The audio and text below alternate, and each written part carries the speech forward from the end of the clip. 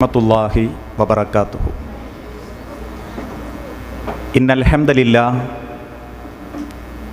അൽഹംദുലില്ലാഹി റബ്ബിൽ ആലമീൻ വല്ലാഖിബത്തു ലിൽ മുത്തഖീൻ വലാ ഉദ്വാന ഇല്ലാ അലൽ ളാലിമീൻ വഉസല്ലി വഉസല്ലിമു അലാ അഷ്റഫിൽ അംബിയാഇ വൽ മുർസലീൻ നബീന മുഹമ്മദിൻ വഅലാ ആലിഹി വഅസ്ഹാബിഹിൽ ഫായിസീന ബിരിലല്ലാഹ്. സ്നേഹാദരണീയരായ സഹപ്രവർത്തകരെ, പ്രിയപ്പെട്ട വിദ്യാർത്ഥിനി സുഹൃത്തുക്കളെ, അനുജന്മാരെ, അനുജത്തികളെ, ഒരുപക്ഷെ പലപ്പോഴും ഓൺലൈൻ ക്ലാസ്സുകളിലൂടെ പരിചിതമായ ആളുകളും എൻ്റെ മുഖവും ഞാൻ കണ്ട മുഖങ്ങളും ഈ കൂട്ടത്തിലുണ്ട്. ആദ്യമായിട്ടാണ് നിങ്ങളെയൊക്കെ നേരിട്ടൊന്ന് കാണാനും എനിക്കറിയാവുന്ന ചില കാര്യങ്ങൾ നിങ്ങളുടെ ശ്രദ്ധയിൽപ്പെടുത്താനും അള്ളാഹുവിൻ്റെ തൗഫീക്കിനാൽ ഇവിടെ എത്തിച്ചേർന്നിട്ടുള്ളത്. ഞാൻ സംസാരിക്കുന്ന വിഷയങ്ങൾ കൂടുതലും ഇന്ന് പല മക്കളും മറന്നുകൊണ്ടിരിക്കുന്ന ഒരു വിഷയമാണ്. ഞാൻ ആ വിഷയം പറയുന്നതിൻ്റെ മുൻപ് എൻ്റെ ജീവിതത്തിൽ ഒരുപക്ഷെ നിങ്ങളിൽ പലരും അറിഞ്ഞ ഒന്ന് രണ്ട് കാര്യങ്ങൾ, ചരിത്രങ്ങൾ നിങ്ങളുടെ ശ്രദ്ധയിൽപ്പെടുത്തുകയാണ്. ഏകദേശം 1.5-2 വർഷങ്ങൾക്ക് മുൻപ് കോഴിക്കോട് ജില്ലയിലെ സിവിൽ സ്റ്റേഷൻ, എരഞ്ഞിപ്പാലത്തിൻ്റെ അടുത്തുള്ള സിവിൽ സ്റ്റേഷൻ എന്ന റോഡിൽ ഒരു അപകടം നടക്കുകയുണ്ടായി. ആ അപകടത്തിൽ കാറിലുണ്ടായിരുന്ന 4 ചെറുപ്പക്കാരിൽ ഒരു ചെറുപ്പക്കാരൻ മരണപ്പെടുകയും ബാക്കി 3 പേർക്ക് മാരകമായ മുറിവുകൾ പറ്റുകയും ചെയ്തു. ആ ഒരു പത്രവാർത്തയായിരുന്നു പിറ്റേത്തെ പത്രത്തിൻ്റെ 1ാമത്തെ പേജിൽ. പല ആളുകളും ആ വാർത്ത വായിച്ചിട്ട് പറഞ്ഞു, മാതാപിതാക്കൾ നന്നാവാഞ്ഞിട്ടാ, നല്ല അമ്മയും വാപ്പയുണ്ടെങ്കിൽ മക്കൾക്ക് ഈ അവസ്ഥ വരൂല, അവരെ പറഞ്ഞിട്ട് കാര്യമില്ല, അവൻ്റെ അമ്മനെയും വാപ്പനെയും പറയണം. രാത്രി 2 മണിക്കൊക്കെ വീട്ടിൽ നിന്ന് കാറും എടുത്തു പോകുന്ന മക്കളെ പറ്റിയിട്ടൊന്നും വിവരമില്ലാത്ത അമ്മയും വാപ്പയാണെങ്കിൽ അവർക്കത് തന്നെ കിട്ടണം എന്നൊക്കെ പലരും പറയാൻ തുടങ്ങി. ആ അപകടത്തിൽപ്പെട്ട മരണപ്പെട്ട ചെറുപ്പക്കാരൻ്റെ പിന്നിലൊരു കഥയുണ്ട്. ആ നാട്ടിൽ പ്രവാസ ലോകത്ത് ഒരുപാട് കാലം ജീവിച്ചിട്ടും മക്കളില്ലാതെ സങ്കടപ്പെട്ട അവസാനം ഒരുപാട് പ്രാർത്ഥിച്ചതിന് ശേഷം അള്ള കൊടുത്ത ഒരു കുട്ടിയായിരുന്നു ആ ചെറുപ്പക്കാരൻ. ഞാൻ ആ കുടുംബത്തെ അറിയും, അതുകൊണ്ടാണ് പറയുന്നത്. പാവങ്ങാടിനടുത്ത് താമസിക്കുന്ന ആ മകന് നല്ലൊരു വിദ്യാഭ്യാസം കൊടുക്കണം എന്ന ഉദ്ദേശത്തിൽ മകന് നന്നാവാനുള്ള എല്ലാ സാഹചര്യങ്ങളും ആ വാപ്പ ഒരുക്കി കൊടുത്തു, ആ ഉമ്മ ഒരുക്കി കൊടുത്തു. മകൻ TV കാണാതിരിക്കാൻ വീട്ടിൽ TV പോലും വേണ്ടാന്ന് വെച്ചു. സുബഹിക്ക് എഴുന്നേറ്റ് പോകുമ്പം ആ വാപ്പ അവനെയും കൂട്ടിയിട്ടേ പള്ളിക്ക് പോകും. ആ മകന് എങ്ങനെയൊക്കെ നന്നാവാൻ സാധിക്കോ അങ്ങനെയൊക്കെ ആ മകനെ വാപ്പ സ്നേഹിച്ചു. വാപ്പ അവനെ ചെലവിന് കൊടുത്തു. ആ ഉമ്മയാകട്ടെ ആ മകന് വേണ്ടി പ്രാണനെ പോലെ ആ മകനെ സ്നേഹിച്ചിട്ടുണ്ട്. ഒരു ദിവസം രാത്രി, മരണപ്പെട്ട അന്ന് രാത്രി 9:30 മണിക്ക് ഉപ്പാൻ്റെ കൂടെ ഭക്ഷണം കഴിച്ച് ഉമ്മാൻ്റെ കൂടെ ഭക്ഷണം കഴിച്ച് വീട്ടിൻ്റെ 2ാമത്തെ നിലയിലേക്ക് ഉറങ്ങാൻ പോയത് ആ കുട്ടി. രാത്രി തഹജ്ജുദിൻ്റെ സമയത്തിൻ്റെ മുൻപേ ഫോണിൽ ബെല്ലടിച്ചപ്പം വാപ്പ ഫോൺ എടുത്തു. നടക്കാവിലെ പോലീസ് സ്റ്റേഷനിലാണ്. SI ചോദിച്ചു, നിങ്ങളെ കുട്ടി ഇന്ന കുട്ടീൻ്റെ വാപ്പയാണോ? അതെ. ആ കുട്ടി ഇപ്പം എവിടെ ഉണ്ട്? ഉപ്പ സന്തോഷത്തോടെ പറഞ്ഞു, ഓൻ്റെ റൂമിൽ കിടക്കുന്നുണ്ട്. വീണ്ടും ആ ഉപ്പ തിരിച്ചു ചോദിച്ചു, എന്താ ഇപ്പം അങ്ങനെ ചോദിക്കാൻ? പോലീസുകാരൻ വീണ്ടും പറഞ്ഞു, നിങ്ങളൊന്ന് ചെന്നു നോക്കൂ, ആ റൂമിൽ കുട്ടി ഉണ്ടോന്ന്. വാപ്പ ആത്മവിശ്വാസത്തോടെ സന്തോഷത്തോടെ പറഞ്ഞു, എൻ്റെ കുട്ടി മകളുടെ റൂമിലുണ്ട്, ഞാൻ അവനും ഭക്ഷണം കഴിച്ച് കിടക്കാൻ പോയതല്ലേ. ഒന്നും കൂടി ചെന്നു നോക്കാൻ പറഞ്ഞപ്പം ഓടിക്കതച്ച് ആ മുകളിലത്തെ റൂമിലെത്തിയ വാപ്പക്ക് ആ മകനെ കാണാൻ പറ്റിയിട്ടില്ല. പോലീസുകാരൻ പിന്നെ പറയുന്നത്, കോഴിക്കോട് മെഡിക്കൽ കോളേജിൻ്റെ മോർച്ചറിക്ക് മുൻപിലേക്ക് നിങ്ങൾ എത്രയും പെട്ടെന്ന് എത്തണം, ഒന്ന് ഐഡന്റിഫൈ ചെയ്യണം. അപകടത്തിൽപ്പെട്ട് കിടക്കുന്ന കാറ് 4 മറയലും മറിഞ്ഞിട്ടും അതിൻ്റെ ഉള്ളിൽ നിന്ന് വെസ്റ്റേൺ സംഗീതത്തിന്റെ പ്രകമ്പനം ആ കാറിൻ്റെ ഉള്ളിൽ നിന്നുണ്ടായിരുന്നു. ഇപ്പോഴും ആ മനുഷ്യനെ ഞാൻ ഈ കഴിഞ്ഞ റമദാനിലും കണ്ടിട്ടുണ്ട്. പള്ളിയിൽ വന്ന് കുനിഞ്ഞിരുന്ന് നമസ്കരിച്ച് ക്ലാസ് കേട്ട് 2 കൈകൊണ്ടും പ്രാർത്ഥിച്ച് കണ്ണീര് തുടച്ച് എഴുന്നേറ്റ് പോകുന്ന ആ മനുഷ്യൻ ഒരു തെറ്റും ആ മകനോട് ചെയ്തിട്ടില്ല. ഇപ്പോഴും മനസ്സറിഞ്ഞൊന്ന് സംസാരിക്കാൻ, സന്തോഷിക്കാൻ പോലും പറ്റാതെ നെഞ്ചുപൊട്ടി ജീവിക്കുകയാ ആ ഉമ്മയും വാപ്പയും. ഓരോ സെക്കൻഡും മകനെ ആലോചിച്ച് വെപ്രാളപ്പെട്ട് ജീവിക്കുന്ന ആ വാപ്പ നാളെ നമ്മളുടെ വാപ്പയാണെങ്കിൽ അള്ളാഹു പറയുന്നു, മക്കളെ, അള്ളാഹു ഒരിക്കലും നിങ്ങൾക്കൊരു സമാധാനം നൽകില്ല. മാതാപിതാക്കളുടെ നെഞ്ചകം പൊള്ളിച്ച മക്കൾക്ക് സമാധാനം കൊടുക്കാൻ അള്ളാഹ് ഉത്തരവാദിത്തം ഏറ്റെടുത്തിട്ടില്ല. ഇതുപോലെ തന്നെ ഏതാനും ചില മാസങ്ങൾക്ക് മുൻപ് ഈ സൗദി അറേബ്യയിലുള്ള ഒരു ഉപ്പ വിളിച്ചിട്ട് പറഞ്ഞു, മരണത്തിന്റെ വക്കില, അതുകൊണ്ട് ആത്മഹത്യ ചെയ്യാൻ ഇസ്ലാമിൽ എപ്പോഴെങ്കിലും തെളിവുണ്ടോ, ഉണ്ടെങ്കിലൊന്ന് പറഞ്ഞിരണങ്ങൾ എന്ന് പറഞ്ഞോണ്ടാ വിളിച്ച്. കാരണം അദ്ദേഹത്തിനുള്ളതൊരു പെൺകുട്ടിയും താഴെ 2 ആൺമക്കളുമാണ്. ആ പെൺമക്കൾക്ക് ജീവിക്കാൻ, അഥവാ ആ മോള് നന്നാവാനുള്ള എല്ലാ മാർഗവും ആ വാപ്പ ചെയ്തെടുത്തു. ഇപ്പൊ പറയാ, എൻ്റെ മോള് ഹാഫിള, ഒരാളോട് പറയാൻ പറ്റൂല. ആ മകൾക്ക് 10ാം ക്ലാസ് കഴിഞ്ഞപ്പം നല്ലൊരു ജീവിതവും നല്ലൊരു വിദ്യാഭ്യാസവും ഉണ്ടാകട്ടെ എന്ന് കരുതി ഞാൻ നാട്ടിക്ക് പറഞ്ഞയച്ചു. എൻ്റെ മകള് ആഗ്രഹിച്ച രീതിയിൽ ഞാനൊരു വീടുണ്ടാക്കി. എൻ്റെ ഒരു സ്വപ്നമായിരുന്നു ആ മകളോടൊപ്പം ആ വീട്ടിൽ താമസിക്കണം എന്ന്. നാട്ടിലെത്തി മകളെ വിവാഹ ആലോചനകളൊക്കെ തുടങ്ങി. ഒരു രാത്രി എൻ്റെ മകള് ബാത്റൂമിൽ നിന്ന് നിശബ്ദയായി സംസാരിക്കുന്നത് കേട്ടപ്പം മനസ്സ് വല്ലാതെ ഞെട്ടിപ്പോയി. അകത്ത് മകളെ പുറത്തേക്ക് വിളിച്ചു നോക്കുമ്പം അവളെ കയ്യിലൊരു ഫോണ്. ഞാൻ കൊടുത്തിട്ടില്ല ഉസ്താദെ, എൻ്റെ മക്കൾ നാശിച്ചു പോകാതിരിക്കാൻ. ആ മകളെ നാശത്തിലേക്ക് കൊണ്ടുപോകാൻ ഞാൻ അവളെ ഉമ്മയാവട്ടെ, ആ മകള് എന്ന് വിചാരിച്ച് പ്രാർത്ഥിച്ച് നടക്കുന്നവളാ. അവസാനം ഒന്നുമില്ല ഉപ്പ എന്ന് പറഞ്ഞ എൻ്റെ മകള് 2 മാസം കഴിയുമ്പോഴേക്കും കൂടെ പഠിച്ചവനോ അല്ലെങ്കിൽ മറ്റൊരുത്തൻ്റെയോ കൂടെയോ ആ മകൾ ഇറങ്ങിപ്പോയി. ഞാനും എൻ്റെ താഴെയുള്ള 2 മക്കളെ ആലോചിച്ചിട്ടാണ് ഇപ്പോഴും ആത്മഹത്യ ചെയ്യാതെ ദീനുൽ ഇസ്ലാമിനെ സ്നേഹിച്ചതിൻ്റെ പേരിൽ ഞാൻ ആ ജീവിതം മുൻപോട്ട് കൊണ്ടുപോകുന്നത്. പറയുമ്പം ആ വാപ്പാന്റെ കണ്ണൊന്നും ആ ഉമ്മാന്റെ കണ്ണൊന്നും ചാടുന്ന കണ്ണുനീരെത്രയാണെന്നറിയോ? ഈ 2 കഥകളും നിങ്ങൾ കേട്ടെങ്കിൽ അള്ളാഹുവിന്റെ റസൂൽ സല്ലല്ലാഹു അലൈഹി വസല്ലമ സഹാബത്തിനെ പഠിപ്പിച്ച മറ്റൊരു കഥയുണ്ട്. അള്ളാഹുവിന്റെ ദീനിൽ ആകൃഷ്ടനാവുകയും ദീന് നെഞ്ചോട് ചേർത്ത് ജീവിക്കുകയും ചെയ്ത ജുറൈജ് എന്ന ചെറുപ്പക്കാരൻ. ആ ചെറുപ്പക്കാരൻ ഒരു മലമുകളിൽ ഒറ്റയ്ക്ക് ഇബാദത്ത് ചെയ്ത് അള്ളാഹുവിന്റെ തൃപ്തിക്ക് വേണ്ടി ജീവിക്കുമ്പം ജനിപ്പിച്ച ഉമ്മ താഴെ വന്ന് വിളിച്ചു, മോനെ ജുറൈജെ, ഉമ്മാക്ക് എന്നെ ഒന്ന് കാണണം. മുകളിൽ ഗുഹക്കരി ഉള്ളിൽ ആ ജുറൈജ് സുന്നത്ത് നിസ്കരിച്ചുകൊണ്ടിരിക്കുക. ജുറൈജ് റളിയല്ലാഹു അൻഹു മറുപടി കൊടുക്കുന്നില്ല. വീണ്ടും ആ ഉമ്മ വിളിച്ചു, മോനെ ജുറൈജെ, എനിക്ക് ഇനി ഒന്ന് കാണണം. ജുറൈജ് മറുപടി കൊടുക്കുന്നില്ല. 3 തവണ ആ ഉമ്മ വിളിച്ചിട്ടും ജുറൈജ് മറുപടി കൊടുക്കാതായപ്പം ആ പർവ്വതത്തിന്റെ താഴെ നിന്ന് ഉമ്മ റബ്ബിനോട് പറഞ്ഞു, പടച്ചോനെ, എൻ്റെ മകനെ എൻ്റെ വേദന അറിയിച്ചിട്ടല്ലാതെ നീ ദുനിയാവെന്ന് തിരിച്ചു വിളിക്കരുത്.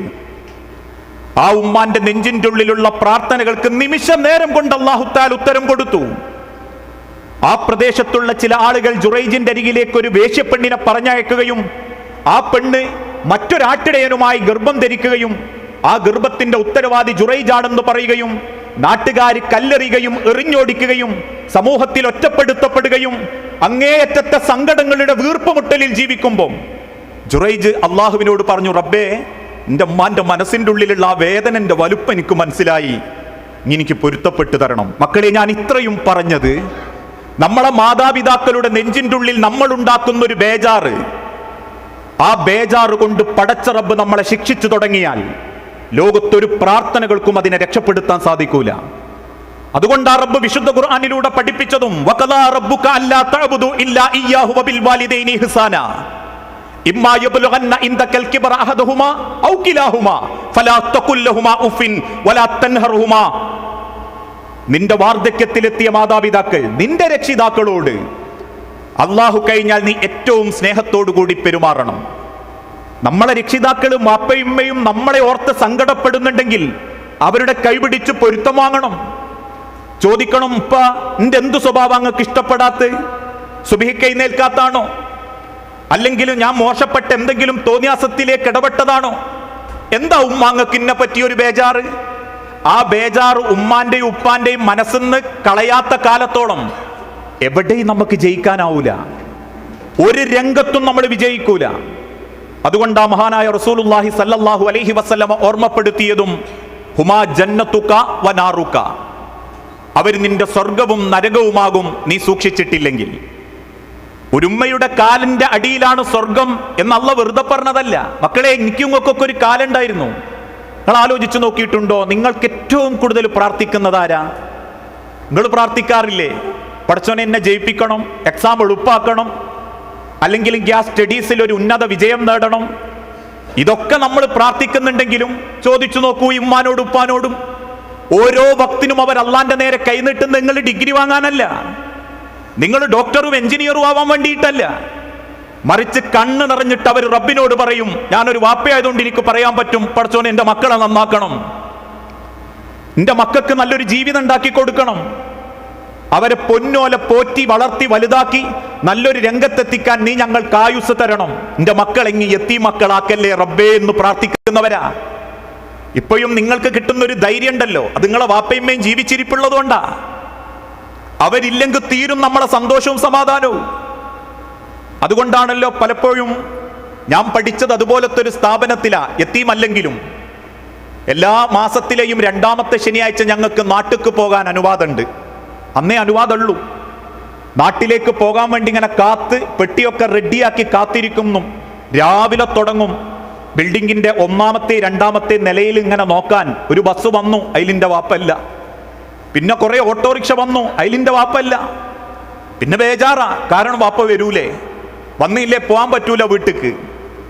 അവസാനം വാപ്പ വരുമ്പം ആ ഉപ്പാന്റെ കൂടെ ഉമ്മാന്റെ കൂടെ ആ ബിൽഡിങ്ങിന്റെ പടിക്കെട്ടുകൾ ഇറങ്ങിപ്പോകുന്ന സമയത്ത് അന്നും ആ റൂമിൽ താമസിക്കേണ്ട, പോകാൻ ഇടമില്ലാത്ത, വാപ്പയിമ്മയില്ലാത്ത ചില യത്തീം കുട്ടികൾ വന്നിട്ട് പറയും, ഡോ ഈ പോയി വരുമ്പോ എന്തെങ്കിലും കൊണ്ടുവരണം കേട്ടോ.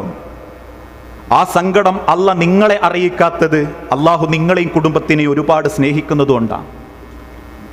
ഓരോ നിമിഷവും ആ മക്കൾക്ക് വേണ്ടി ജീവിക്കുന്ന ഒരു വാപ്പന്റെയും ഉമ്മന്റെയും സ്വപ്നങ്ങളാ നിങ്ങൾ ഓരോരുത്തരും. അറിഞ്ഞിട്ടുണ്ടോ അവരുടെ സ്വപ്നം? ആ സ്വപ്നം നശിപ്പിച്ചു കളയുന്ന മക്കളുണ്ട്, ധിക്കാരത്തോടുകൂടി രക്ഷിതാക്കളോട് പെരുമാറുന്ന മക്കളുണ്ട്, വാവിട്ട തോന്നിവാസങ്ങൾ പറയുന്നവരുണ്ട്, വാപ്പയമ്മയും കണ്ട സ്വപ്നത്തിന് ഒരു വിലയും കൊടുക്കാത്ത മക്കളുണ്ട്. ഏത് മക്കൾ ഡിഗ്രി ഒന്നും നേടിയിട്ടില്ലെങ്കിലും ആ മക്കൾ പടച്ചോന്റെ ദീനിനെ സ്നേഹിക്കുന്ന ഒരു മക്കളാണ്. അത് മതി രക്ഷിതാക്കൾക്ക് സമാധാനിക്കാൻ. നാളെ ഞാൻ മരിച്ചാലും എനിക്ക് വേണ്ടി പ്രാർത്ഥിക്കുന്ന ഒരു മക്കൾ എനിക്കുണ്ട് എന്ന ഒരു രക്ഷിതാവിന്റെ സന്തോഷത്തെക്കാളും വലുതല്ല ദുനിയാവിലെ നമ്മളെ ഒരു സമ്പത്തും. അതുകൊണ്ട് തന്നെയാ തൻ്റെ മാതാപിതാക്കളോട് ഇടപെടുമ്പം നമ്മൾ ചില കാര്യങ്ങൾ ശ്രദ്ധിക്കണം. ഒരിക്കലും നമ്മളെ പെരുമാറ്റം അവരെ മനസ്സിലൊരു ബേജാറുണ്ടാക്കരുത്. ഞാൻ വീട്ടിൽ നിന്ന് ഇറങ്ങുമ്പം എന്നും എൻ്റെ അമ്മാനോട് വിളിച്ചറിയും, മാ ഞാൻ പോയി വരേന്ന്. ഇങ്ങോട്ട് വരുന്നതിൻ്റെ ഒരു ആഴ്ച മുൻപ് ഞാൻ പുറത്തേക്ക് ഇറങ്ങുമ്പോൾ എന്നോട് പറയാൻ മറന്നുപോയി. ഉമ്മ കാത്തിരിക്കുക, ഉമ്മാന്റെ സങ്കടം. എന്നിട്ട് തിരിച്ച് രാത്രി വീട്ടിലേക്ക് വന്നപ്പോൾ ഉമ്മ പറയാ, എനിക്കൊരു ബേജാറോനെ. ഞാൻ ചോദിച്ചു, എന്തിനാ ഉമ്മ? ഇനി പോകുമ്പോൾ എന്നോട് സലാം പറഞ്ഞിട്ടില്ലെന്ന് പോകുമ്പോൾ. ഞാൻ പറഞ്ഞു, മറന്നോ ഏതായിരിക്കും ഉമ്മ, എനിക്കതല്ല ബേജാറ്. പിന്നെ ഇനി പറയാതെ പോയപ്പോൾ എൻ്റെ മനസ്സിലൊരു വെറുപ്പ്, അന്തെയോ എന്നോട് പറയാതെ പോയിന്ന്. പിന്നെ എനിക്കൊരു പേടി, ഞാൻ അങ്ങനെ ചിന്തിച്ചു പോയതിൻ്റെ പേരിൽ പടച്ചോൻ എന്നെ ശിക്ഷിക്കുവോ, എൻ്റെ ബൈക്ക് സ്കൂട്ടർ എവിടെങ്കിലും പോയി കുത്തുവോ എന്ന ബേജാറ് മോനെ.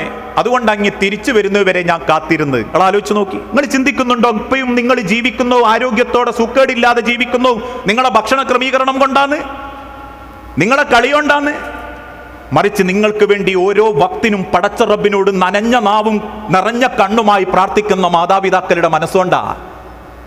അതുകൊണ്ട് നമ്മളെ ജീവിതത്തിൽ പെരുമാറുമ്പം അവരാഗ്രഹിക്കുന്ന ഒരു രീതിയിലേക്ക് നമുക്ക് മാറാൻ പറ്റണം. മക്കളെ, എനിക്കും ഒരു കാലുണ്ടായിരുന്നു, മൃഗക്കുഞ്ഞിനേക്കാളും അശക്തരായ ഒരു കാലം. ലോകത്തിന്ന് വരെ മുട്ടത്തോട് പൊളിച്ച് പുറത്തു വന്നൊരു കോഴിക്കുട്ടിയെ തള്ളക്കോയി നടക്കാൻ പഠിപ്പിച്ചിട്ടില്ല.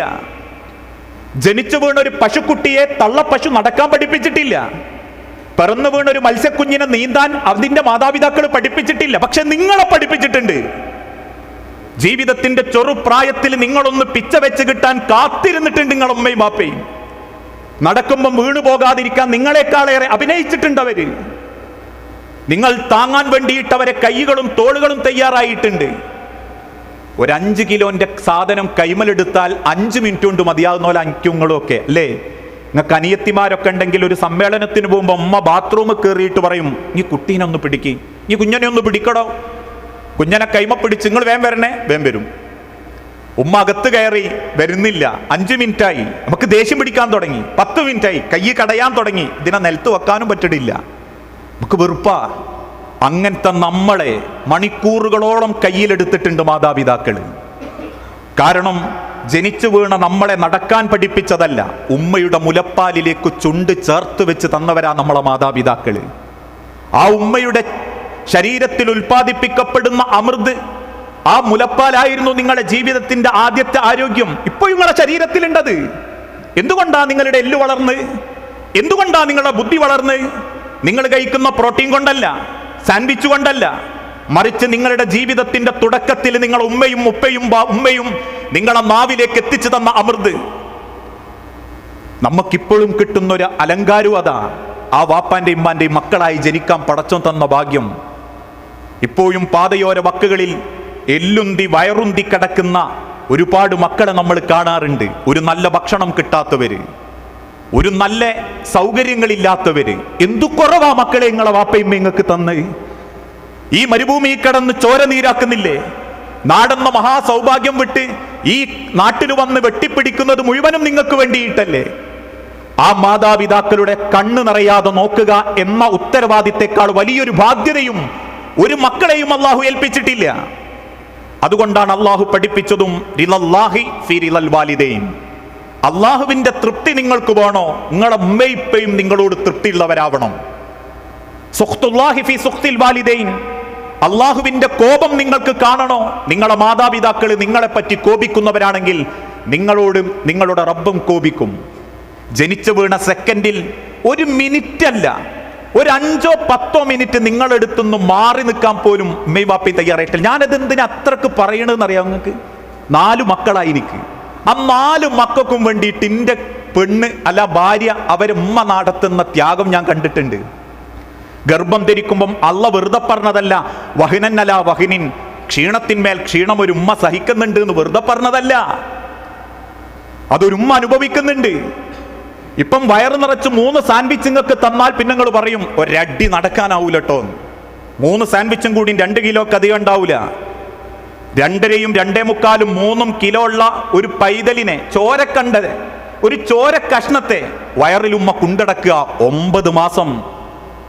4 മാസം തികയുമ്പോഴേക്കും ഉമ്മക്ക് ഭക്ഷണത്തോട് വെറുപ്പായി തുടങ്ങി, ഛർദിക്കൽ വന്നു. എന്നിട്ട് ഉമ്മ കഴിക്കും, മിണുങ്ങി അഥവാ വിഴുങ്ങി വെക്കും. എന്തിനാ? എൻ്റെ മക്കള് വയറ്റിൽ കിടക്കുന്നതിനൊരു ക്ഷീണം പറ്റരുത് എന്നുള്ള കാരണത്തിന്റെ പേരിൽ. ഒരു ഉമ്മ മലർന്നു കിടന്നിട്ടില്ല ഗർഭം ധരിച്ച പറ്റൂല. കാരണം മലർന്നു കിടക്കുന്ന ആ പെണ്ണിന്റെ വയറ് ആ രീതിയിലായി പോകുമ്പം അത് വയറ്റിൽ കിടക്കുന്ന കുട്ടിക്ക് പ്രശ്ന. അതുകൊണ്ട് ചെരിഞ്ഞേ കിടക്കാവൂ, ചെരിഞ്ഞേ കിടന്നിട്ടുള്ളൂ. 6 മാസം തികയുമ്പോഴേക്കും ഉമ്മാന്റെ കാലിന്റെ നെരിയാണിക്ക് മുകളിലേക്ക് വേദന തുടങ്ങും, ഞരമ്പുകൾ കടച്ചിലെടുക്കും. രാത്രി ഞാൻ ഞെട്ടി എഴുന്നേൽക്കുമ്പോൾ പോലും എൻ്റെ പെണ്ണിങ്ങനെ നടക്കുന്നത് കാണാൻ ഞാൻ ചോദിക്കും, എന്തേ ഉറക്കം വരുന്നില്ല, കാലിനൊക്കെ ഒരു കടച്ചിൽ എന്ന്. അവസാനം പ്രസവിക്കുന്ന വേദന അല്ലേ? വൈദ്യശാസ്ത്രം പറഞ്ഞു 22 എല്ലുകളിലധികം പൊട്ടുന്ന വേദനയാ ഒരു ഉമ്മ പ്രസവിക്കുമ്പം. ആ പ്രസവിക്കുന്ന സെക്കൻഡ് വരെ ആ ഉമ്മ പറയും, പടച്ചോനെ ഒരു കുഴപ്പം എൻ്റെ കുട്ടിക്ക് ഉണ്ടാക്കല്ലേ. പ്രാർത്ഥിക്കുക, നെഞ്ചു പൊട്ടിയിട്ട് പ്രാർത്ഥിക്കുക. ഓന്റെ ചുണ്ടിനിടയിൽ ഒരു വിടവ് വരരുത്. വന്നോ മുച്ചിറിയായവന് മലപ്പാലല്ല, ഒരു അക്ഷരം പറയാൻ കിട്ടൂല. അവനൊരു വിരൽ അധികമായി, നാട്ടുകാർ വെറുക്കും. അവൻ വികലാംഗനായി, ഒരു കണ്ണിന് കാഴ്ചയില്ലാത്തവനായി, ചെവിയേശം വളഞ്ഞിട്ടായി, ചെവി കുറച്ച് വടർന്നിട്ടായി. അതുകൊണ്ട് പടച്ചോൻ എൻ്റെ മക്കൾക്ക് അങ്ങനെ ഒരു ബുദ്ധിമുട്ടിങ്ങി വരുത്തല്ലേ എന്ന് പ്രാർത്ഥിച്ച് വേദന സഹിച്ച് പ്രസവിച്ച് ആ കുഞ്ഞന്റെ മുഖം കാണുമ്പം ആ സെക്കൻഡ് വരെ ഉമ്മ അനുഭവിച്ച ഒരു വേദനയും ആ മക്കളോട് ഉമ്മ കാണിക്കൂല. ഈ ചങ്ങായി അഞ്ഞ് എത്രയും നേരം ഇടങ്ങാറാക്കിയെന്നല്ല, വാരി മാറത്തേക്ക് പിടിച്ച് ഉമ്മ പറയുന്ന ഒരു അൽഹംദുലില്ലയാണ് നിങ്ങൾ ഓരോരുത്തരുടെയും ജീവന്റെ ഏറ്റവും വലിയ ശ്വാസം. ആ തിരിച്ചറിവിലേക്ക് അവരങ്ങനെ സ്നേഹിക്കുമ്പം അല്ലേ, ഏതാനും ചില വർഷങ്ങൾക്ക് മുൻപ് കേരളത്തിലുള്ള ഒരു മരണവാർത്ത ഉണ്ടായിരുന്നു. ഇപ്പോഴും അത് വായിക്കുമ്പം ഒരു പേടിയാ മനസ്സിൽ. ഒരു ഉമ്മ കുഞ്ഞന് മുലപ്പാല് കൊടുത്തോണ്ടിരിക്കുക. ആ കൊടുത്തോണ്ടിരിക്കുന്ന സമയത്താണ് മീൻകാരൻ വിളിക്കുന്നത്. ആ വീട്ടിലേക്ക് വരുന്ന ഭർത്താവിന് ഭക്ഷണം ഒരുക്കാൻ വേണ്ടി മീൻ വാങ്ങണം എന്ന് വിചാരിച്ച് പെട്ടെന്ന് ആ കുഞ്ഞൻ്റെ അടുത്ത് എഴുന്നേൽക്കുന്ന ഉമ്മ അവിടെ അരയത്തുണ്ടായിരുന്ന ഒരു അഥവാ അരികിൽ വെച്ചിരുന്ന കയർമലുണ്ടായിരുന്ന ഒരു തട്ടം വലിച്ചെടുത്ത് തലയിലേക്ക് ഇട്ടിട്ട് ആ പുറത്ത് കൂടുന്നത്. കാരണം മീൻകാരൻ്റെ അടുത്തേക്ക് പോകുമ്പോൾ തല മറയ്ക്കണമല്ലോ എന്നുള്ളതുകൊണ്ട്. ആ മീൻകാരനോട് മീൻ വാങ്ങി സംസാരിച്ച് ഉമ്മാൻ്റെ ഒരു വിശ്വാസം എന്താ, ഈ 2.5 മാസമായ പൈതൽ എങ്ങോട്ടും എഴുന്നേറ്റ് ഓടൂല, അതിന് എഴുന്നേൽക്കാനുള്ള കഴിവുമില്ല, കട്ടുമെന്നൊന്ന് മലന്നു വീഴാൻ പോലും അതായിട്ടില്ല. അതുകൊണ്ട് ഉമ്മാക്കൊരു ധൈര്യം, എൻ്റെ കുട്ടി വേറെ എങ്ങോട്ടും പോവില്ല എന്ന്. 5 മിനിറ്റ് അന്ന് അടുക്കളയിൽ ഫ്രിഡ്ജിൽ അത് കൊണ്ടുവച്ച് തിരിച്ചു വന്ന് ആ കുട്ടിയെ ഉമ്മാന്റെ അഥവാ കുട്ടിൻ്റെ അരികിലേക്ക് എത്തിയപ്പോഴേക്കും ഉമ്മാന്റെ വെപ്രാളം തുടങ്ങി. കാരണം ഉമ്മാന്റെ തട്ടം വലിച്ചെടുത്തപ്പം കൂടെ ഒരു ചെറിയ നനവിലുള്ള മുണ്ടും അതിൻ്റെ കൂടെ വീണിട്ടുണ്ട്. അത് ഉമ്മ കണ്ടിട്ടില്ല. വീണ് ഈ കുട്ടീൻ്റെ മുഖത്തേക്കാ. 2.5 പ്രായമുള്ളൊരു പൈതലിന് അത് മാറ്റാനുള്ള കഴിവില്ല. തിരിച്ചു വന്ന പൈതലിനെ വാരിയെടുക്കുമ്പോഴേക്കും പടച്ചോൻ കൊണ്ടുപോയിട്ടുണ്ട് അതിനെ. നിങ്ങൾ ആലോചിച്ച് നോക്കി, ഒരു തൂവാല വീണ തീരാവുന്ന നിങ്ങളെ ഇന്ന് എടുക്കാൻ മാത്രം വലുപ്പത്തിൽ ഒരു ഉമ്മയും വാപ്പയും കൊണ്ട് നടത്തിയിട്ടുണ്ടെങ്കിൽ അതിൻ്റെ പിന്നിലുള്ള ത്യാഗവും നൊമ്പരവും വലുതാ. രാത്രികാലത്ത് തിരിച്ചു വരുന്ന വാപ്പ അല്ലേ, ആവശ്യങ്ങൾ പറയുമ്പോഴേക്കും നടക്കുന്നത് എന്തുകൊണ്ടാ? സ്കെച്ചേഴ്സിന്റെ സാധനം, ഡ്രസ്സ്, പെരുന്നാളിനുള്ള ഡ്രസ്സ്, 1000 റിയാലുകൾ കൈമലേക്ക് വെച്ച് തരുമ്പം ഒരു വാപ്പാക്കുണ്ടാകുന്ന അനുഭൂതി എന്താണെന്നറിയോ? അറിഞ്ഞിട്ടുണ്ടോ നമ്മൾ വാപ്പാരെ? മക്കളെ പ്രാണനെ പോലെ സ്നേഹിച്ചിട്ടും സ്നേഹിച്ചത് മുഖത്തുകൊണ്ട് പ്രകടിപ്പിക്കാതിരിക്കാൻ ഒരു വാപ്പ ശ്രദ്ധിക്കുന്നത് ആ മക്കള് നശിച്ചു പോകാതിരിക്കാനാ. അത്രക്കും ഒരു വാപ്പയും തൻ്റെ മക്കളെ സ്നേഹിക്കുന്നുണ്ട്. പലപ്പോഴും നാട്ടിൽ ഞാൻ കാണാറുണ്ട്. ഇപ്പം ഈ തെരുവിലേക്ക് ഞാൻ ഇറങ്ങിന്നാലും കണ്ടു ഒരു സാധു മനുഷ്യൻ. അദ്ദേഹം വെയിലുകൊണ്ട് കരുവാളിച്ച് 1-ലധികം ആളുകൾ യാത്ര ചെയ്യുന്ന ഒരു ചെറിയ ബസ്. ഞാൻ പറഞ്ഞിട്ടുണ്ട്, ഭക്ഷണം കഴിച്ച് തിരിച്ചു വരുമ്പം കണ്ടൊരു കാഴ്ച, ഒരു ബസ്സിൻ്റെ ഉള്ളിൽ വേർപ്പിൽ കുളിച്ച് ഒരു പച്ച ഓവർകോട്ട് ധരിച്ച്, ഏതോ സാധാ നൈബേസാ, കണ്ടാ മലയാളികളാണെന്നറിയാം. AC ഇല്ല, പകുതി പൊട്ടിപ്പൊളിഞ്ഞ ഗ്ലാസ് ഉള്ളൊരു ചെറിയ ബസ്സാ. ആ ബസ്സിൻ്റെ ഉള്ളിൽ അട്ടിക്കിട്ടതുപോലെ ചിലർ തലകുനിച്ച് സീറ്റിൽ തലവെച്ച് കിടക്കുന്നുണ്ട്, ചിലർ ചാരി ഇരിക്കുന്നുണ്ട്, ചിലർ വാ തുറന്നുറങ്ങുന്നുണ്ട്. സൈഡിൽ കൂടെ കാറിൽ AC പോകുന്ന ഞാൻ നോക്കുമ്പോൾ കാണുന്നത് അതാ. എന്തിനാ വാപ്പാരൊക്കെ ഇത്രയും സങ്കടപ്പെടുന്നതെന്നറിയോ? അവൻ്റെ മക്കൾ പട്ടിണി കിടക്കാണ്ടിരിക്കാനാ. വേഷം കെട്ടി കടൻ്റെ മുൻപിൽ നിന്ന് അറിഞ്ഞൂടാത്ത ഡാൻസ് ചെയ്ത് വൈകുന്നേരം കിട്ടുന്ന പൈസക്ക് വേണ്ടി കാത്തിരിക്കുന്ന ഒരു വാപ്പ. വിൽപ്പന നടത്തിയിട്ടും കച്ചവടം കുറഞ്ഞപ്പം മക്കളെ അറിയിക്കാതെ മക്കളെ ആവശ്യങ്ങൾക്ക് വേണ്ടി ജീവൻ കൊടുത്തും ഓടുന്ന ഒരു വാപ്പ. ആ വാപ്പനെയും ഇമ്മനെയും തിരിച്ചറിയാത്തതിനേക്കാളും, അല്ലെങ്കിൽ ആ തിരിച്ചറിവ് നേടാത്തതിനേക്കാളും വലിയൊരു ഡിഗ്രി നമുക്ക് ഈ ദുനിയാവിൽ നേടാനില്ല പ്രിയപ്പെട്ട മക്കളെ. അതുകൊണ്ട് നമ്മുടെ ജീവിതത്തിൽ അവരോടുള്ള പെരുമാറ്റത്തിൽ, ഇടപെടലുകളിൽ കൃത്യമായ ജീവിതത്തിൻ്റെ സന്തോഷം നമുക്ക് അവർക്ക് കൊടുക്കാൻ പറ്റണം. ചില ആളുകൾക്കൊരു ധാരണ ഉണ്ട്, ചെറുപ്പ കാലഘട്ടത്തിലെ ഉമ്മാർക്കും ഉപ്പാർക്കും ഒക്കെ ഒന്ന് കൈയൊടുക്കാനും ഉമ്മൊടുക്കാനും പാടുള്ളൂ എന്ന്. അല്ല, റസൂൽ സല്ലല്ലാഹു അലൈഹി വസല്ലമന്റെ മക്കള് ഫാത്തിമ ബീവി റളിയല്ലാഹു തആല അൻഹ അള്ളാഹുവിൻ്റെ റസൂലുള്ളാഹിനെ ഇടക്കിടക്ക് വന്ന് ഉമ്മ കൊടുക്കുകയായിരുന്നു എന്ന് ഇസ്ലാമിക ചരിത്രത്തിലുണ്ട്. നമ്മളൊന്ന് ആലോചിച്ചു നോക്കൂ, നമ്മളെ ഉപ്പാന്റെ കൈ പിടിച്ച് ഉപ്പ ഞങ്ങൾക്ക് പ്രാർത്ഥിക്കലുണ്ട് കേട്ടോ എന്ന് പറഞ്ഞ എത്ര ആളുകൾ നമ്മളെ കൂട്ടത്തിലുണ്ട്? നമുക്ക് വേണ്ടി കഷ്ടപ്പെടുന്ന ഉമ്മാന്റെ കൈ പിടിച്ചിട്ട് ഉമ്മ ഞാൻ നിങ്ങൾക്ക് വേണ്ടിയിട്ട് പ്രാർത്ഥിക്കലുണ്ട് കേട്ടോ എന്ന് പറഞ്ഞ എത്ര ആളുകളുണ്ട്? ആ ഉമ്മയും നമ്മളും തമ്മിലുള്ള ഒരു ബന്ധം ഏതാനും ചില ദിവസങ്ങൾക്ക് മുൻപ് വീഡിയോയിലൊക്കെ നമ്മൾ കണ്ടു. കേരളത്തിലെ പ്രസിദ്ധനായ ഒരു സിനിമാ നടൻ പറഞ്ഞൊരു വാക്കുണ്ട്, ഒരു ഭാര്യനെ വേണമെങ്കിൽ ഒഴിവാക്കാൻ പറ്റും, പക്ഷെ ഉമ്മനെ ഒഴിവാക്കാൻ പറ്റൂല. ഒരു ഭാര്യനെ വേണമെങ്കിൽ ഒഴിവാക്കാൻ പറ്റും, പക്ഷെ ഒരു ഉമ്മനെ ഒഴിവാക്കാൻ പറ്റൂല. കാരണം ഉമ്മൻ്റെ ഒരു അടയാളം ഉണ്ട് നിങ്ങളെ ഈ ശരീരത്തിലുണ്ട്. അതെന്താ അറിയോ? എൻ്റെ പൊക്കിൾ കൊടിയിൽ നിന്നാണ് ഉമ്മാന്റെ പൊക്കിൾ കൊടിയിലേക്ക് ആദ്യമായൊരു ബന്ധം വന്നത്. അഥവാ ഉമ്മാന്റെ പൊക്കിൾ കൊടിയിലൂടെയാണ് എൻ്റെ ശരീരം വലുതായത്, എൻ്റെ ഹാർട്ട് ഉണ്ടായത്, ഹാർട്ട് മിടിക്കുന്ന രക്തമുണ്ടായത്, എൻ്റെ ശരീരത്തിൻ്റെ കൈകാലുകൾ വളർന്നത്, എൻ്റെ കണ്ണുകൾക്ക് അള്ളാഹു സൃഷ്ടിപ്പ് കൊടുത്തത്, എൻ്റെ ശരീരത്തിൻ്റെ ഓരോ സെക്കൻഡുകളിലും ആ മിടിപ്പ് ഞാൻ അറിഞ്ഞത് എൻ്റെ ഉമ്മാന്റെ പൊക്കിൾ കൊടിയിലൂടെയാ. അതുകൊണ്ട് മുറിച്ചു മാറ്റാനും ഓപ്പറേറ്റ് ചെയ്യാനും തുന്നിച്ചേർക്കാനും പറ്റാത്ത ഈ പൊക്കിൾ കൊടി നമ്മളെ വയറിലുണ്ടെങ്കിൽ മക്കളെ, മരിച്ച അല്ലാഹുവിനെ കണ്ടുമുട്ടുന്ന ആ സെക്കൻഡ് വരെ ആ ബോധം നിങ്ങളിൽ മനസ്സിലുണ്ടാവണം. അവരെ നൊമ്പരപ്പെടുത്താതെ, സങ്കടപ്പെടുത്താതെ, അവരോട് ഏറ്റവും നല്ല സ്വഭാവത്തോടു കൂടി. ഇന്ന് ചില മക്കളുണ്ട് രക്ഷിതാക്കളോട് തട്ടിക്കയറുന്നവര്, തെറി വിളിക്കുന്നവര്. എന്തു പറഞ്ഞതിന്റെ പേരിൽ? ഫോൺ അവിടെ വെക്കടോ, അല്ലെങ്കിൽ ഈ ഇങ്ങനെ വൃത്തിയേട് കാണിക്കല്ലേ, TV ഓഫാക്ക്, ഈ ഒന്ന് നിസ്കരിക്ക്, കുറച്ച് ഖുർആനോത്. ഇതല്ലാതെ ഈ പോയി തീയിച്ചാടടാന്ന് പറഞ്ഞതിന്റെ പേരിൽ വാപ്പാനോട് ദേഷ്യം തോന്നിയിട്ടുണ്ടോ? എന്റെ 2 കവിളിലൂടെയും കമ്പി എന്ന ശൂലം കുത്തിത്തായ്ത്തണം, അതാ ഇബാദത്ത് എന്ന് പറഞ്ഞതിന്റെ പേരിൽ ഏതെങ്കിലും രക്ഷിതാക്കളോട് ദേഷ്യം ഉണ്ടായിട്ടുണ്ടോ? നല്ലത് പറഞ്ഞതിന്റെ പേരിലല്ലേ അവര് നമ്മളെ ശത്രുപക്ഷത്താവുന്നത്, നമ്മൾ നന്നാവണം എന്ന് വിചാരിച്ചിട്ട്. അതുകൊണ്ട് തന്നെ സംസാരത്തിൽ അള്ളാഹു പറഞ്ഞല്ലോ, വലാ തഖുല്ലഹുമാ ഉഫിൻ, ഛേ എന്നൊരു വർത്താനം, അങ്ങനത്തെ ഒരു മുഖഭാവം എന്റെ ഭാഗത്തുണ്ടാവരുത്. ഒരു ഇഷ്ടപ്പെടാത്ത നോട്ടം, ഒരു ദേഷ്യപ്പെടുത്തുന്ന നോട്ടം, ഒരു കടിച്ചു തിന്നാനുള്ള വെപ്രാളം, അത് നിന്റെ മാതാപിതാക്കൾക്ക് നേരെ നീ നടത്തരുത്. കാരണം മാതാപിതാക്കളെ സ്നേഹിക്കുമ്പം ഓരോ സെക്കൻഡും അള്ളാന്റെ ബർക്കത്ത, കൂലിയ. മനസ്സിൽ ഉമ്മാനോട് ഉപ്പാനോട് ഒരു വെറുപ്പില്ലാതെ അവർ പറയുന്ന അനുസരിച്ച് ജീവിക്കുമ്പം ഓരോ സെക്കൻഡും നമുക്ക് കൂലിയ. എന്നാ അവരോട് വെറുപ്പ് സമ്പാദിച്ച് നിസ്കരിക്കണോ എന്ന് പറഞ്ഞപ്പം തുടങ്ങി നിങ്ങളെ പണി നോക്കി എന്ന് പറഞ്ഞാൽ പിന്നെ ഇനി എപ്പം നിസ്കരിക്കാൻ പോയാലും ആ സെക്കൻഡ് വരെ പടച്ചോന്റെ ശത്രുപക്ഷത്താ, അള്ളാന്റെ വെറുപ്പാ എൻ്റെ നേരെ. മോളെങ്കി ആ ബന്ധം ഒഴിവാക്കണം, ആ തോന്നിയാസത്തിലേക്ക് പോകരുത്. ഈ ആണുങ്ങളും ആൺകുട്ടികളായിട്ട് അങ്ങനെ കൂട്ടുകൂടരുത്, മോനെ ആ പെണ്ണിനെ അങ്ങനെ പ്രയാസപ്പെടുത്തരുത് എന്ന് പറയുമ്പം ആ ഉപദേശം സ്വീകരിക്കാതെ പോകുന്ന ഓരോ മിനിറ്റും അള്ളാന്റെ ശത്രുപക്ഷത്താ. സമയത്തിന്റെ പരിമിതി ഉണ്ട്. അതുകൊണ്ടാ മക്കളെ, നമ്മളെ ജീവിതത്തിൽ ഏറ്റവും നല്ല സ്വഭാവത്തോടെ സ്നേഹത്തോടെ പെരുമാറാൻ പറ്റണം. എന്നിട്ട് നമുക്ക് പറയാൻ പറ്റണം, റബ്ബിർഹംഹുമാ കമാ റബ്ബയാനി സഗീറ, എൻ്റെ ചെറുപ്പത്തിൽ അവരെന്നോട് കാണിച്ചതിനേക്കാൾ 1000 മടങ്ങ് ഞാൻ കാണിച്ചിട്ടുണ്ട് റബ്ബേ എന്ന് പറയാൻ പറ്റണം. ആ രക്ഷിതാക്കൾക്ക് നമ്മൾക്ക് കൊടുക്കാൻ പറ്റുന്ന ഏറ്റവും വലിയ സമ്പത്ത് എന്താണെന്നറിയോ? അത് നമ്മളെ ഡിഗ്രി ഒന്നുമല്ല, നമ്മൾ നന്നാവുക എന്നുള്ളതാ. നമ്മളെ ചിന്തകളും സ്വഭാവങ്ങളും നന്നാവുക എന്നുള്ളത്. എങ്കിൽ അള്ളാഹു നമ്മളെ കൂടെ ഉണ്ടാകും. ഇന്ന് പല കുട്ടികളുടെയും ചിന്തകൾ മാറിക്കൊണ്ടിരിക്കുക. അതിലേറ്റവും മോശപ്പെട്ടൊരു ചിന്തയാണ് വിവാഹത്തിൻ്റെ മുൻപുള്ള പ്രണയ പ്രേമ ബന്ധങ്ങൾ. ഇന്ന് പല ആളുകളും അതിൽ ആനന്ദം കണ്ടെത്താൻ തുടങ്ങി. വിവാഹത്തിൻ്റെ മുൻപുള്ള ചില സൗഹൃദങ്ങളൊക്കെ അതൊക്കെ അനുവദനീയമാണ് എന്ന തെറ്റിദ്ധാരണയിലേക്ക്. ഇസ്ലാം പ്രണയത്തെ പ്രോത്സാഹിപ്പിച്ചത് വിവാഹത്തിന് ശേഷമാണ്. നമ്മളെ രക്ഷിതാക്കൾക്ക് നമ്മളെപ്പറ്റി ചില സ്വപ്നങ്ങളുണ്ട്. അവരാഗ്രഹിക്കുന്നത് അങ്ങനെയൊരു ജീവിതത്തിലേക്ക് നമ്മൾ എത്തിപ്പെടാനാ.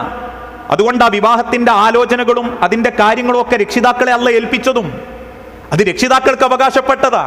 അല്ലാതെ ഇന്നത്തെ ചില മീഡിയകൾ കുത്തിവെക്കുന്ന ലിബറലിസം തലയിൽ കയറി ഞാൻ കണ്ടു എനിക്ക് അത് തന്നെ മതി, എനിക്ക് നിങ്ങൾ വേണ്ട എന്ന് പറയുന്നൊരു രീതി അത് ഇസ്ലാമികവും അല്ല, അത് മനുഷ്യത്വപരവും അല്ല. ജനിപ്പിച്ച അമ്മാക്കും അപ്പാക്കും ഒരു അവകാശവും ഇല്ലാന്നോ? ഞാനിപ്പോഴും നേരം വെളുത്തിട്ട് അധ്വാനിക്കുന്നത് എന്തിനാ? ഞാനിപ്പോഴും എൻ്റെ യാത്രക്കിടയിൽ പടച്ചോനെ പഴക്കുന്നത് എന്തിനാ? ഒരു ഉറുപ്പ്യ കിട്ടിയാലെങ്കിലും നാട്ടുക്ക് കൊണ്ടുപോകാന്ന്, അതല്ലെങ്കിൽ എന്തെങ്കിലും സമ്മാനങ്ങൾ കിട്ടിയാൽ എൻ്റെ മുഖമാദ്യം ആലോചിക്കുന്നത് ആരെയാ? എൻ്റെ മക്കളെ. എന്നിട്ട് അവരുടെ പ്രായത്തിൽ വലുതാകുമ്പം അവളെ കാര്യത്തിൽ എനിക്ക് ഉത്തരവാദിത്തമില്ലാന്നോ, എനിക്ക് അവകാശമില്ലാന്നോ? കൂടെ പഠിച്ചോ ആണിന്റെ കൂടെ പോകാമെന്നുള്ള ധാരണയിൽ ഞാൻ അനുവാദം കൊടുക്കണമെന്നോ?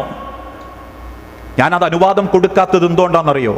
സ്നേഹത്തിന്റെ വിലയറിയുന്നവൻ ഒരിക്കലും മറ്റൊരു പെണ്ണിനെയും ആണിനെയും പ്രേമിക്കൂല. എന്തുകൊണ്ടാ? എനിക്ക് സ്നേഹത്തിന്റെ വിലയറിയ മറ്റൊരു വാപ്പാന്റെയും ഉമ്മാന്റെയും കണ്ണ് നിറച്ചിട്ടൊരു പെണ്ണിനെ ഞാൻ വലയിലാക്കൂല. എനിക്കറിയാം ഞാൻ വലയിലാക്കാൻ ഇറങ്ങുന്ന പെണ്ണിനൊരു വാപ്പുണ്ട്, ഉമ്മണ്ട്. ആ വാപ്പയമ്മയും ആ മകളെ ഓർത്ത് കണ്ണീര് പൊഴിച്ചാൽ അതൊരു തീയായി എൻ്റെ നേരെ വരും എന്ന് എനിക്ക് ഉറപ്പുണ്ടെങ്കിൽ, ആ സ്നേഹത്തിന്റെ വില ഞാൻ അറിയെങ്കിൽ ഞാൻ ഒരിക്കലും അങ്ങനത്തെ ഒരു പെണ്ണിനെ പ്രയാസപ്പെടുത്താൻ ആ കുടുംബത്തിനെ ബുദ്ധിമുട്ടിക്കാൻ പോവില്ല. ഞാൻ എൻ്റെ പ്രസംഗത്ത് പറയാറുണ്ട്, ചില ആവേശക്കാർ പറയും ഇങ്ങി വിളിച്ചാൽ ഞാൻ വരും, അല്ലെങ്കിൽ ഞാൻ വിളിച്ചാൽ ഇങ്ങി വരുമോ എന്ന് ചില പെണ്ണിനോട് ചോദിക്കുമ്പോൾ ഓള് പറയും ഞാൻ ഇറങ്ങി വരും. ഒരാണോളോട് ചോദിക്കുക ഞാൻ വിളിച്ചാൽ ഈ ഇറങ്ങി വരും, ഉമ്മനിപ്പനെയും വേണ്ടാന്ന് വെച്ച് ഞാൻ ഇറങ്ങി വരും. എങ്കിൽ നിങ്ങൾ ഉറപ്പിച്ചോളൂ, ഓളെ വിശ്വസിക്കരുത് കേട്ടോ, ഓളൊരിക്കലും വിശ്വസിക്കരുത്. 10-21 കൊല്ലം കരള് പോലെ കുണ്ടിടുന്ന ഒരു വാപ്പന്റെ ഇമ്മന്റെ ഇടയിന്ന് ആ സ്നേഹം മനസ്സിലാക്കാതെ അവരെ വേദനിപ്പിച്ചിറങ്ങി വരും എന്ന് അവൾ പറയുന്നുണ്ടെങ്കിൽ അവൾ കള്ളിയാ. അവൾക്ക് സ്നേഹത്തിന്റെ വിലയറിയാൻ പറ്റിയിട്ടില്ല. അതേപോലെ തന്നെ ഒരാണെന്നോട് പറയാ ഞാൻ വിളിക്കും ഞാൻ എന്നെ വിളിക്കും എന്നവൻ വാശി പിടിക്കുന്നുണ്ടെങ്കിൽ, ഇനി ഇറങ്ങി വരണം എന്നവൻ പറയുന്നുണ്ടെങ്കിൽ പെൺമക്കളെ ഉറപ്പിച്ചോൻ കള്ളനാ. 21 കൊല്ലം പ്രാണനെ പോലെ കൊണ്ടുവരുന്ന ഒരു വാപ്പാന്റെ അമ്മാന്റെ അടുത്ത് നിന്ന് കരള് പോലെ പറച്ചെറിച്ചു കൊണ്ടുപോകാൻ ഓന്റെ മനസ്സ് പാകപ്പെട്ടിട്ടുണ്ടെങ്കിൽ ഓന് വേണ്ടത് സ്നേഹമല്ല, സ്നേഹമായിരുന്നെങ്കിൽ സ്നേഹത്തിന്റെ വിലയറിയുന്ന അവൻ ഒരിക്കലും ഒരു വാപ്പാന്റെ ഉമ്മാന്റെ മുൻപിന്ന് കരളിന്ന് ഒരു പെണ്ണിനെ പറച്ചുകൊണ്ടുവരാൻ മുന്നിട്ടിറങ്ങൂല. എന്നാ വിവാഹത്തിന് ശേഷമുള്ള പ്രണയമോ എന്ത് രസാ!